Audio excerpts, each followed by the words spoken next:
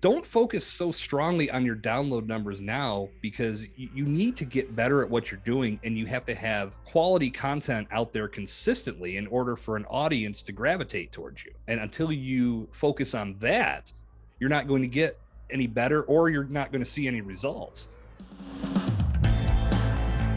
Welcome to Be Bold Branding, where we discuss the power of differentiating yourself through your own unique story and standout personal brand.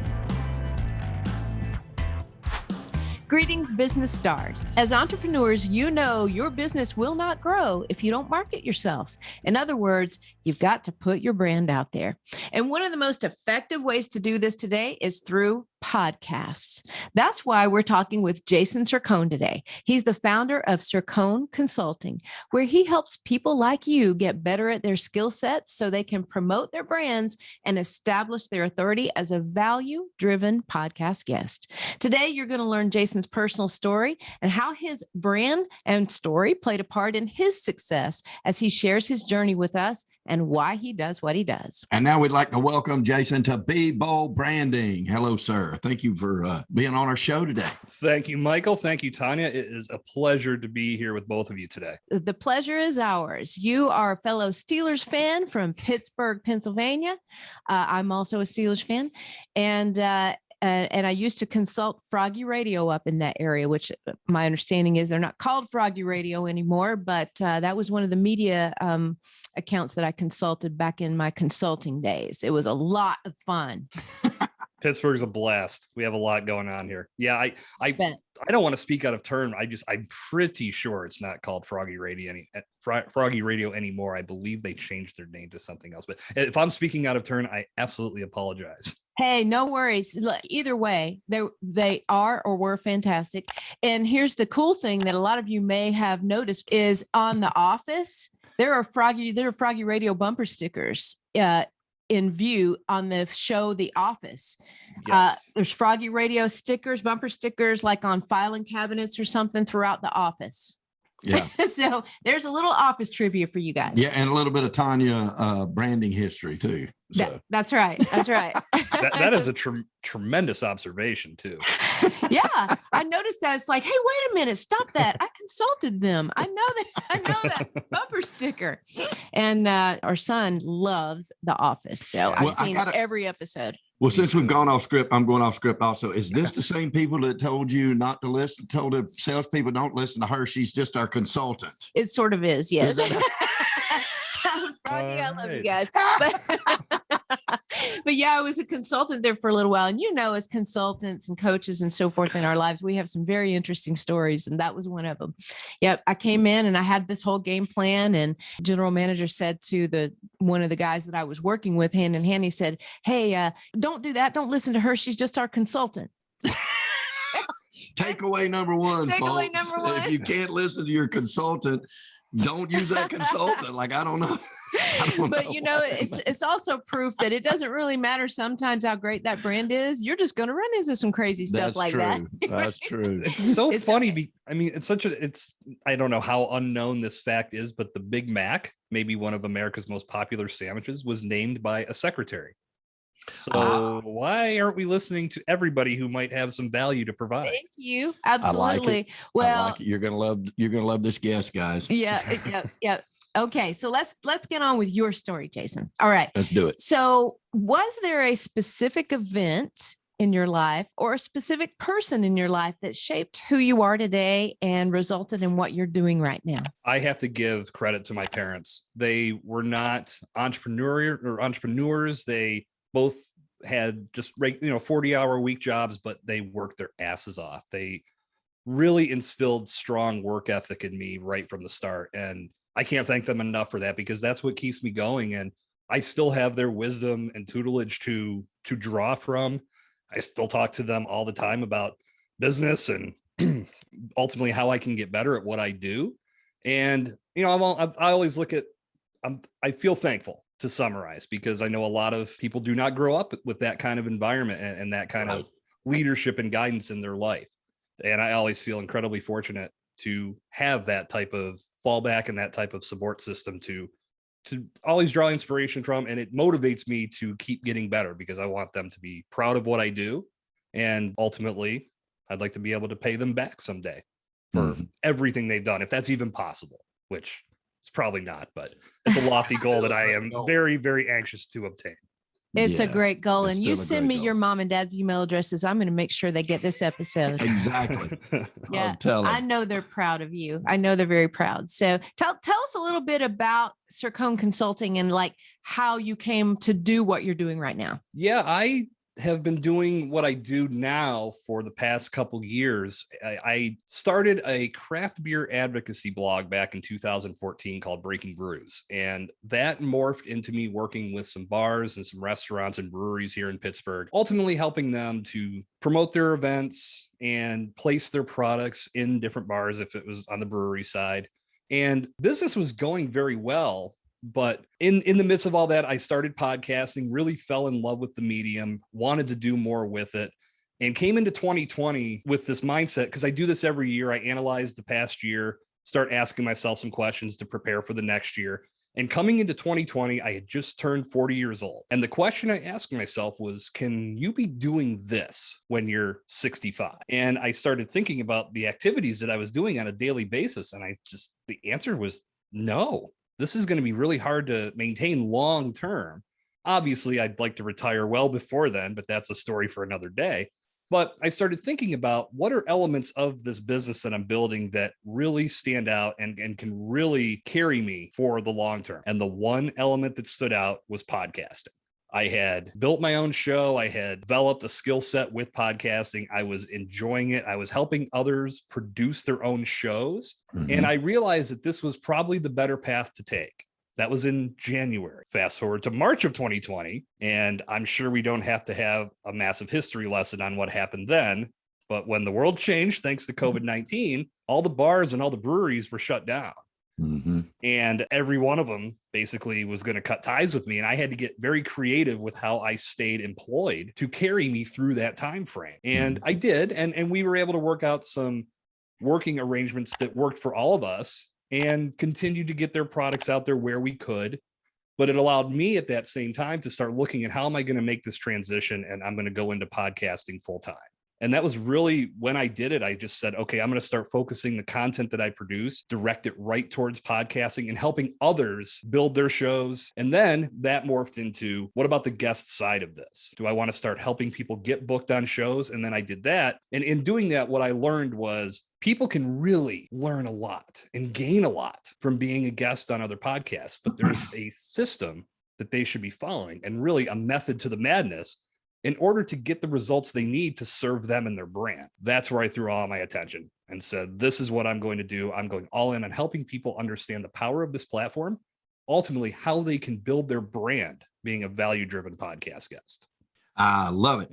That is right up our alley, Jason, for sure. And man, what a fantastic time. You know, we talk about it a lot of times, you know, you'll hear the numbers now. There's 2 million new podcasts out. You know, 2 years ago, there was, 600,000. Now there's, of course, then those of us who are in that podcasting arena, branding arena, we realize that, there's a fallout rate of like this. I don't know, you probably know the percentage is probably 70%.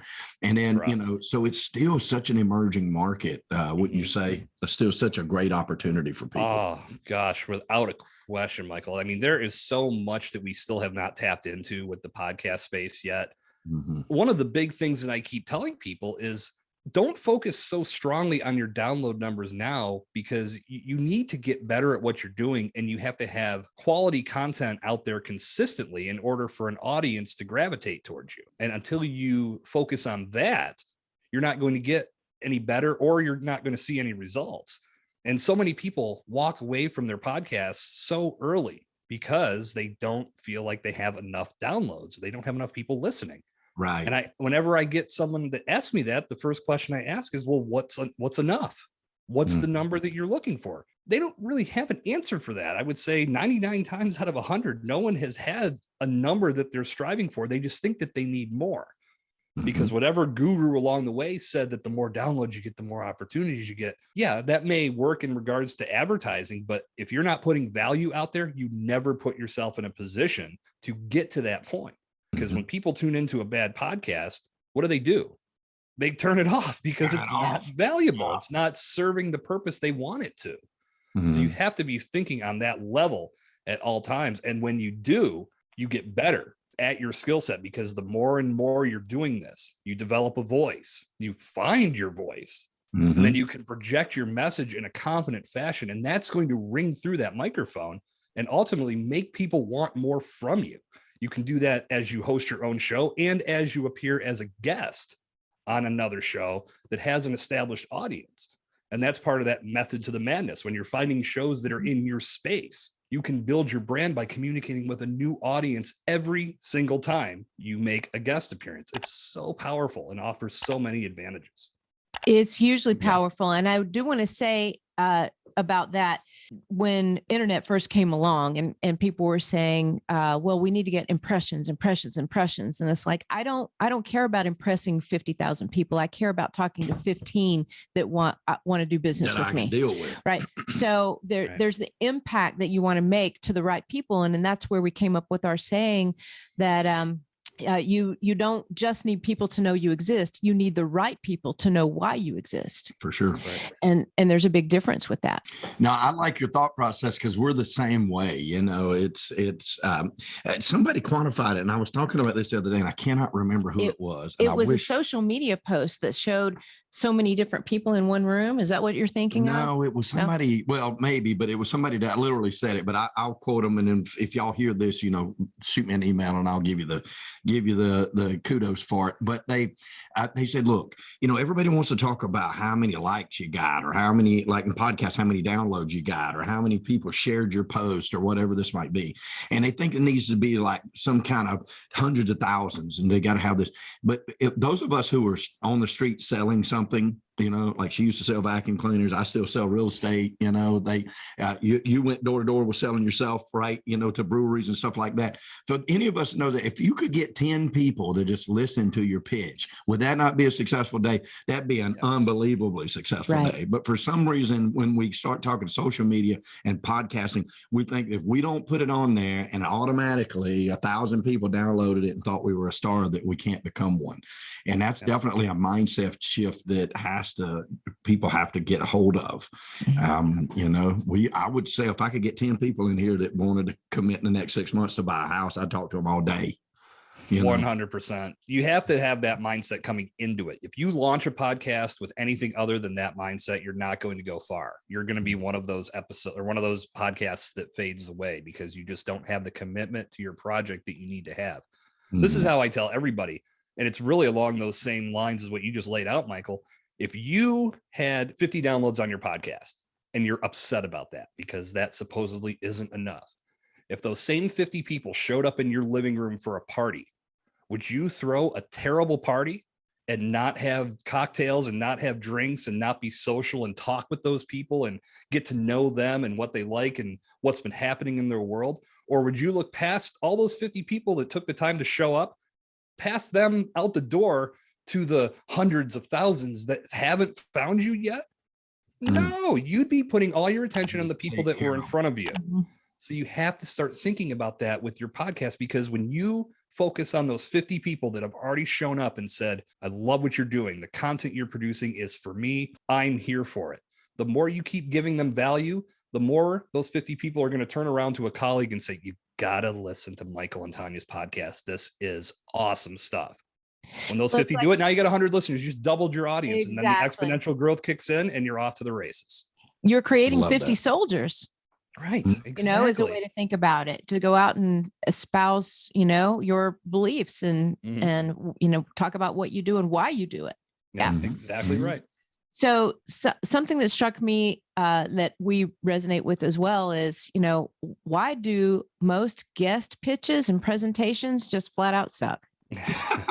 Yeah, it's crazy. And it's a lot of lack of preparation. I think that's the biggest problem, is that so many people are just so interested in getting their voice onto as many podcasts as possible that they don't really take time to discover if that podcast is going to serve them. I'll give you a perfect example. One of the past podcasts I did was called Pod Theory. It's still out there. It's basically designed to help podcasters be better at podcasting. So there's tips, strategies. I've done some interviews, and I'm not producing content for it actively, but it's still there and it may get a rebrand in the future. Wink, wink, hint, hint. We'll see. But I had a guy reach out to me and say, this is around the 4th of July last or 2 years ago. 4th of July is a terrible time of year for dogs. They hate fireworks and those loud booms are just catastrophic to their world.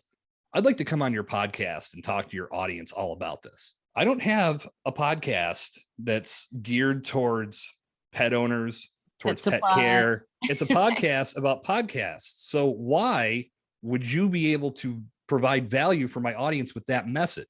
Why wouldn't you take that message onto a pet care podcast where people tune into it to hear content about pet care? They may not know this.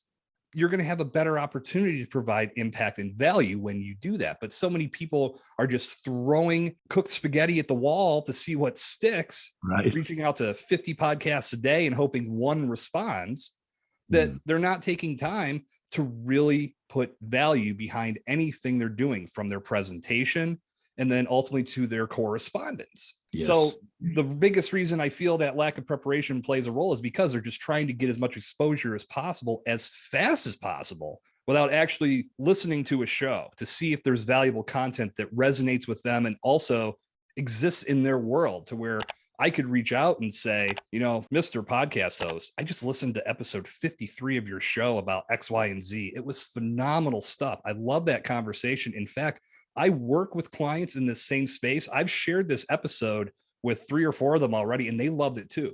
Right off the bat, with that correspondence, I'm providing value and showing the host that I actually listened and their content resonated with. Gives them a reason to say, maybe they have some value they can bring on the show and talk about as well. Because, you know, as podcasters, you're looking for people that can come on the show, tell a good story, be entertaining, be compelling, but ultimately serve the audience with value. So the audience keeps coming back for more every week. Agreed. And that's really where the presentations fall short. Yeah. Makes so much sense. Yeah. It's not just hey, I'm good at podcasts, pick me. So many people do that. They share this list of accolades that they've attained over the course of their career, or they think that because they're a 7-figure earner, or they've helped people be a 7-figure earner, they have value to provide. That's fine. You may have value to provide, but tell me why. Don't just let that list of accolades be the driver where I have to look at it and say, well, okay, well, what kind of value are you bringing to my show? What are we going to talk about? I'm happy for you. And anybody that's obtained that type of success, congratulations. That's fantastic. And you've earned the right to brag, but it doesn't tell me why you're going to serve my audience. And that, yes. That's so true. That's so true. And that's the other place that most people go wrong, is not just not being prepared by not knowing, you know, the type of podcast they're going on and the type of content they're seeking, but they also don't have their own story dialed in. They cannot articulate the why. And that's the personal branding side. It's like, that's how do you present yourself to the world, right? 100%. And present yourself to other people in a manner in which they see great value. Exactly. And I got to tie this together a little bit with what we do, because we teach people all the time this, it's okay to, like you said, if you've achieved these things and you have these accolades for you, that is good. But people don't usually choose you because of that. Like they choose you because of you. They choose you. They don't choose a logo. We teach that in our book, and Tony's been teaching me that for 8 years and taught that for many years before that. People do business with a person, and what are we attracted to as people? We're attracted to the why. We're attracted to the story. We want to know what's made Jason Cercone do the things that he's done to be successful as a podcaster. And now what does he do? Those things are what is really valuable to make that connection with people.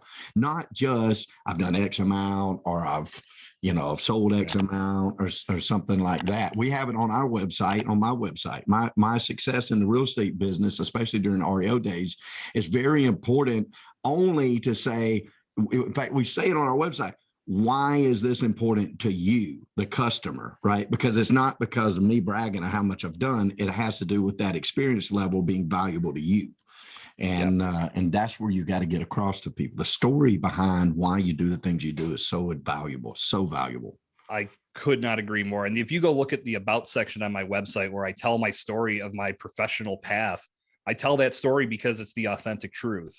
This is what I've gone through. This is what got me to where I'm at. And then I break down each section. Who is this for? What does it do? Why will it be valuable for you? If you don't think that it's valuable for you, then click the X button and move on. That's totally fine. I don't want to work with someone that it's not going to work for. Right. And that's where, I look at like that list of accolades. What comes after the list? Yeah, you've done all these things, but what's going to happen next? What's next? Exactly. If you can tell that, that's when you tell your story. And that's what's going to get people intrigued and looking for more value from you. Agreed. I was going to ask you specifically if there was one piece of advice that you would give people about how to present themselves to someone to get a connection. But now I can just, because you've already given us a great takeaway. What else would you add? Anything else to that with people when you, other than clearly work with Jason to be better at it? So that would be one takeaway for sure. But what else would you tell people about being valuable as a guest to help grow your own podcast? I think the biggest thing to remember is that you are providing value from the start, and it's not just about the interview. You've got to look at every facet of this relationship that you're building, because if you do, there is so much value that you can get from it that goes beyond the interview. If you do things right, you can monetize your interview before it goes live. If you do things right, you could potentially land yourself 3 or 4 other guest appearances without lifting a finger. If you do things right, you can communicate with that audience again before the interview goes live. It's going to help them understand who you are, what you do, and how you can provide value to their world. When the interview comes along, that's icing on the cake. But you're building a relationship with these podcast hosts to the point where you can take things to new levels just by having the interview. Michael and Tanya, you can tell everybody the conversation you and I had before the 3 of us had before we even hit the record button was great, because we spent time getting to know each other. We learned some commonalities, we love the Steelers. Michael, I'm not sure if you mentioned that you're a Steelers fan or not, but if you're not, we'll let you off the hook. Listen, here's the way I split my sports like this. I'm not watching anything on TV. I'll go to anything live. That's pretty much the way and we're not near the Steelers. But hey, in absence of being a fan of any football team, I think Steelers are insane awesome. How about that? That sounds great. But the point is, we spent time getting to know each other. And if I'm a betting man, which I am, I guarantee when we end this conversation that everyone's hearing, we'll have some more conversation and more things to talk about. And that's really where the value comes in, because you get to build and nurture a relationship right off the bat. But if you're coming into a podcast interview thinking that it's a transaction and you had no communication with that podcast host leading into it, and you just come in and start selling, and you spend the entire interview in sales mode and you turn it into an infomercial, there's no value that's going to come of that. In a lot of cases, podcasters will just throw that interview away and will never see the light of day. Never show it. That's right. So you have to be thinking about being a valuable asset to this podcast production and the overall ecosystem that it exists in. If you do that, there's much more value to be gained from you and much more value that you can provide. And at the end of the day, it's people helping people, humans helping humans, and we're all going to grow together. And we're all going to make an impact on the world based on the message that we're putting out there. But if you don't come into it with the right attitude, you cost yourself a lot of opportunities. That's awesome advice. That is fantastic advice. Yeah. And one thing we've learned about the podcast world, Jason, is that everybody is so helpful. It's a giving. We love it. Community, very giving, and people want to see each other succeed. And I just love that. And they're there to help for that. I mean, we've really enjoyed that. Our friend Alex Sanfilippo, he said it's like everybody from the podcast world approaches it from a place of abundance, where so many other industries. I'm in the real estate business and have been for 30 years. I mean, it is not that way. You cannot. My crew does, but for the most part, you cannot get people to understand that there's plenty of business out here for everybody. I don't care how many people get a real estate license tomorrow. I'll still be selling houses, right? But there's plenty of work, right? But it's very hard in most industries. Podcasters don't feel that way. And every podcaster we work with, have on our show, talk to, is just, how can I help you? What can I do for you? Right. Is there anything else I can do for you? And we get it constant. We love it. Love the whole community. That's the mindset you got to have, because that translates to so much beyond podcasting as well. It does. And it ultimately becomes a philosophy that can carry you through life. If you're constantly thinking about how you can be there for others and serve others, everything else is going to take care of itself in the end. But so many people get hung up on being cutthroat, or thinking that if they put something free out to the world, they're giving away some secret, like they split the atom again. And like, I can't possibly give this away to the world. Right. It's crazy to think that that's how people's mindsets are still operating in this digital world where there's so much information out there. And the more that you put out there, and podcasting is a great platform to do it, the more valuable of a resource you become. Yeah, agreed. That's very, very true. Very true. I love the whole aspect of the podcast community and what it's done for us. We're very, very grateful for it. So a personal question for you, Jason. Yes. All right. What would most people be surprised to learn about you? I don't know if they'd be surprised, but I love telling this story. I actually have a mafia connection way back in the family. All right. And it was the classic story of was with the mob and then flipped and got taken for a car ride and was never heard from again. Aha. My sister had the privilege of telling this story in her senior project in high school. And that was really where I learned about it, because she tapped into my grandfather, who was the most closely related to that and could tell that story. And it is one hell of a story. Yeah. So yeah, being the Italian guy that I am, that loves the Sopranos and Goodfellas and all the different mob movies and documentaries, it might not come as a surprise, but like I said, still fun to tell that story and see how people react. That's it. Yeah. Not everybody with a great Italian last name can say they got a connection to it. Right? That's very true. That's very true. And, we always say that the whole personal side of personal branding, that when we go speak, a lot of times we'll say, okay, well, what's the thing you remember most about us today? And very often it would be, oh, well, you were raised in the moonshine industry. My grandfather was a moonshiner, and that whole side of his family, they were moonshiners, and you sold vacuum cleaners when you were in college. Those are the things people remember about you. So imagine if all you did was sell yourself, and try to be too professional on something. They don't get to know the real you, right? Yeah, and the cool different things about you.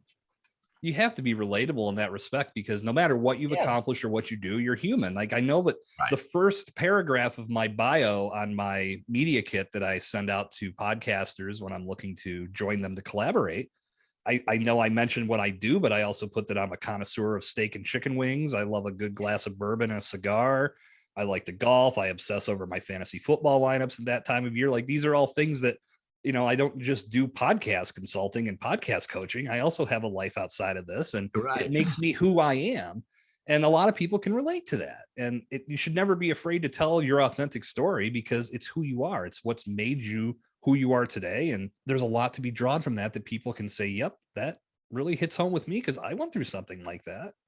It's a great connectors. We believe that to be the center connection to anything, that any entrepreneur that is forward facing in their business, that is the key to it right there. What you just said, it is, business is done, but business is done with relationally. It is done with people. And like you said, we all have these other things that make us up who we are, that are direct connectors. You know what I mean? Especially the steaks, the wings, the cigars, and the bourbon. Yeah, we are definitely connected there too. I don't smoke cigars, but I'm in with all the rest. So 3 out of 4 ain't bad. Yeah, I know exactly. Right.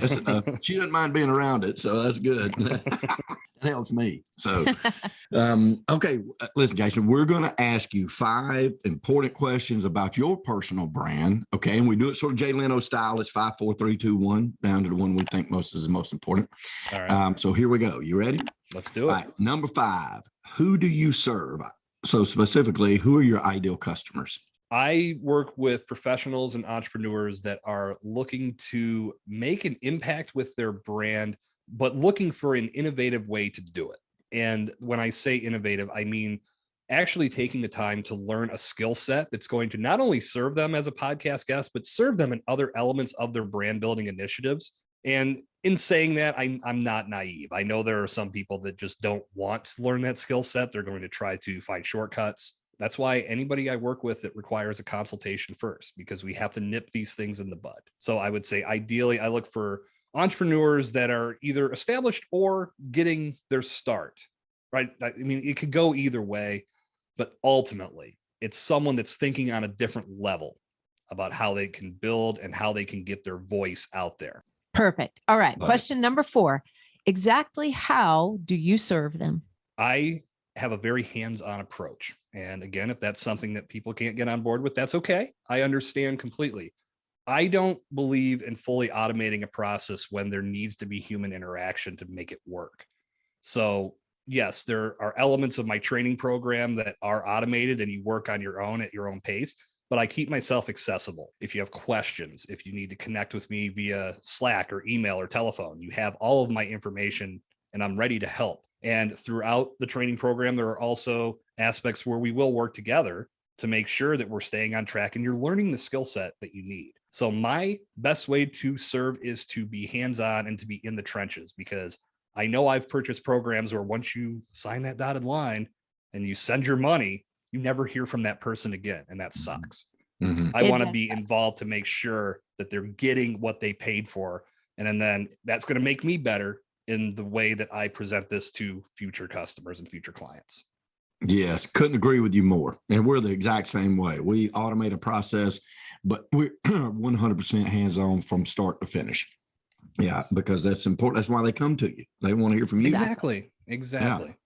All right. So that leads us to number 3. What qualifies you to serve them in that capacity? Well, I would say I've had 7 years experience in the podcast space and I've learned all these elements, and that's important. But I think what qualifies me is that I'm human just like them.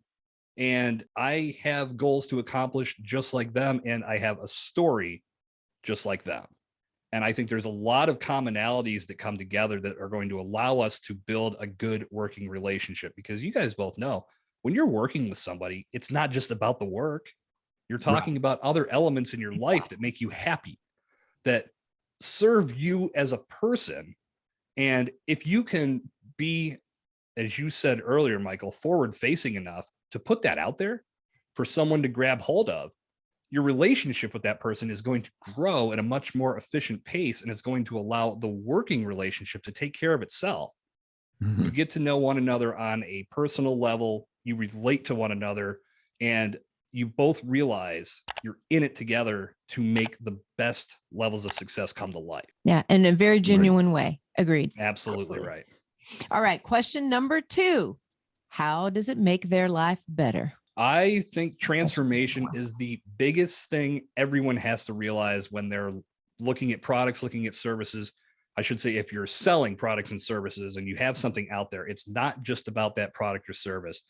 It's about how are they going to change once they take part? What's going to change in their life? How are you going to get them from point A to where they're not feeling very good about how things are going to point B to where everything's working? This was exactly what I needed. If you provided something in the middle that takes them from point A to point B and you can do it successfully, you've done your job. And you have to start thinking about people that they're looking for that transformation. They're not looking for your product or service. That's why I laugh every time I get someone on LinkedIn that sends me a random message out of nowhere saying they've got some integrated business, blah, blah, blah. I didn't get out of bed looking for that today. Why don't you ask me some questions first to see if I'm in the market for that type of thing? And that's where I dismiss those immediately. A lot of times I just unfollow people that do that right out of the gates. Yes. You have to be thinking on a level of how are you going to transform the people that you're working with and take them to the next level. And if you're thinking on that level, because that's how they're thinking, you're going to be much more successful. We agree 1,000%. And then the number one question that we think is the most important about building a brand, what sets you apart from others in your industry? I would say what sets me apart is you're not going to get any BS from me. And I do not believe in sugarcoating. I don't believe in saying that someone's giving great advice if I don't feel it's great advice. I don't believe in just trashing somebody, but I will gladly call somebody out and say, let's look at this a different way and talk about it. And I think a lot of people aren't willing to have those types of conversations. As I said, if you go and listen to, or go and look at my story on my About page, it's as real as it gets. And I went from when I first started my first business when I was 13 years old, right up to what I'm doing now. And to me, having that sense of reality when I'm working with a person immediately alleviates any type of veil, and it lifts the fog to where I know I'm dealing with a human being that is going to relate to me, and they're also going to shoot straight with me. Right. Because I would much rather learn that I've got something out there that's not serving somebody that I could be doing a little bit differently, because that's going to allow me to improve and grow myself. Yes. So if you can't be in that position to have a conversation, you don't have to agree with everything, but you have to be willing to have a conversation. Again, I mean, not to get political at all, but I feel like this is one of the main reasons we have so much divisiveness in our country right now, is because both sides can't get together and have a conversation and see the other person's viewpoint or the other side's viewpoint. That's absolutely a story that's going to go no further than me just saying that. Yeah. But Very true. that's where we're at now. And I feel like if you can't have that type of conversation, you're not going to get what you need from a relationship. And that's why I feel I stand out, because I'm willing to have that conversation from day one. Let's talk about what works. Let's talk about where you're struggling. Let's talk about some of the ideas you have that can help. And as a coach and a guide, that's my job. I'm not there to tell you every step of the way. In many cases, you already know. You just have to have a little guidance that helps you take that step in the right direction, or even some reassurance or validation that what you had in mind is the right way to go. Having those conversations that are real and they're rooted in value right from the start is what makes me stand out. I love it. That is awesome. Great job answering those questions, Jason. We had no doubt. So on the, I did not either. And on the heels of that, how can prospects reach you if they have any questions or they want to work with you? What's the best contacts for you? I welcome everybody that's listening to join me at jasoncercone.com/BeBoldBranding. I start everybody off with a free guesting blueprint. It's called 10 Tips for Being a Valuable, Fully Optimized Podcast Guest. And that really serves as the foundation for what to expect if you want to go down this road and bring podcast guesting into your content strategies. And then from there, we can talk about the next steps and see what works best for you. Fantastic. That sounds wonderful. We encourage everybody to do that. Absolutely, guys. Podcast is the way of the future. It sure is. It sure is. And I love the genuineness and the authenticity that you have, Jason, in what you do. So we appreciate what you do. Thank you very much. I appreciate that. Thank you for coming on Be Bold Branding. Oh, I had a blast. Thank you so much for having me. You bet. You bet. Okay, guys, if you're ready to take your brand to the next level, Michael and I want to help you. And so does Jason. Yep. Just start out by going, first of all, to jasoncercone.com/BeBoldBranding. Okay. Then go to discuss your brand, and you'll fill out a short form, and that's going to give you some more information, or give us some more information about you, so that we're better prepared for the call. And we'll get you started in the right path toward your branding journey. And, with the 1-2 punch here, we can make things happen for you. Okay. So we've got your back. Go to discussyourbrand.com. Yep. And learn more about that. Hit subscribe. Be the first one to find out about it. Hit subscribe. Be the first one to find out about these things, folks, because we do want to help you with it. We do this for prosperity. And when we say prosperity, we're not just talking about money. That's just a part of it. We're talking about the full 360 of an abundant life we truly wish for every one of y'all. We know at BrandFace that prosperity favors the bold. So we say be bold, folks, especially with your brand, especially in 2022. And thank you, Mr. Jason, for joining us today. And thank you, Mr. Thank you, guys. All right. We'll see you next time on Be Bold Branding. Brought to you by BrandFace, the only comprehensive personal brand building system across the globe.